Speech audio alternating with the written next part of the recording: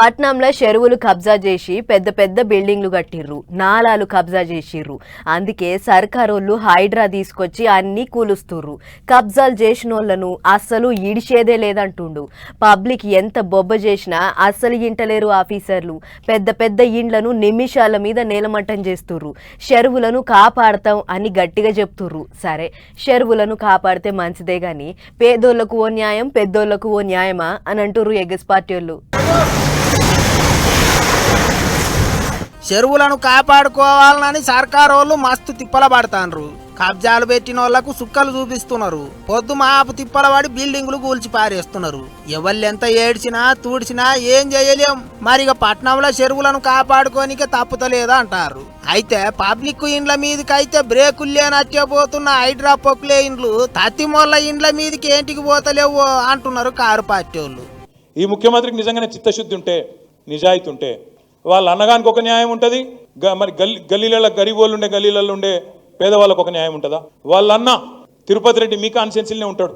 ఎక్కడ కావురి హిల్సో అదేందో సెటిల్మెంట్లో అడ్డా అది. ఆ దుర్గం చెరువు FTL పరిధిలో తిరుపతి రెడ్డి ఇల్లు కూడా ఉన్నది. తిరుపతి రెడ్డికేమో ఆయన ఇల్లు ముట్టుకోవాలంటే ఆడ చుట్టూ పోలీసు వాళ్ళు అర్ధబలం అంగబలం అన్నీ ఉన్నాయి. తిరుపతి రెడ్డి ముట్టాలంటే మరి అధికారి ఉంటాడా? ఊస్టైపోతాడు కదా. అందుకే తిరుపతి రెడ్డి ముట్టరు. ఆగో గట్ల చేస్తున్నారట. పెద్ద పెద్దోళ్ళకేమో నోటీసులు ఇచ్చి ఊకుంటున్నారట. బీద సాదల మీద ప్రతాపం చూపిస్తున్నారట. ఇంకేమన్నాడో చూడర్రే మాజీ మంత్రి. ఇలా పెద్ద పెద్ద మాటలు మాట్లాడుతున్నాడు ముఖ్యమంత్రి. ఇచ్చిన పర్మిషన్లు ఇచ్చినోడు ఎవడు? వాటికి వాళ్ళ మీద తీసుకో దమ్ముంటే యాక్షన్. ఎవరు పర్మిషన్లు ఇచ్చిండ్రో పేదవాళ్ళ కడుపు కొట్టుడు కాదు, పేదవాళ్ళను గుంజుడు కాదు. దమ్ముంటే పర్మిషన్ ఇచ్చిన వాళ్ళకి తీసుకో. ఎవడు పర్మిషన్ ఇచ్చిండు? నీ కాంగ్రెస్ గవర్నమెంట్ కాదా? ఇలా పెద్ద పెద్ద మాటలు మాట్లాడుతున్నావు. పర్మిషన్లు ఇచ్చిన వాళ్ళని ఇడిచిపెట్టి పబ్లిక్ మీద పడితే ఎట్లా అన్నట్టు గరం అయిండు సారు.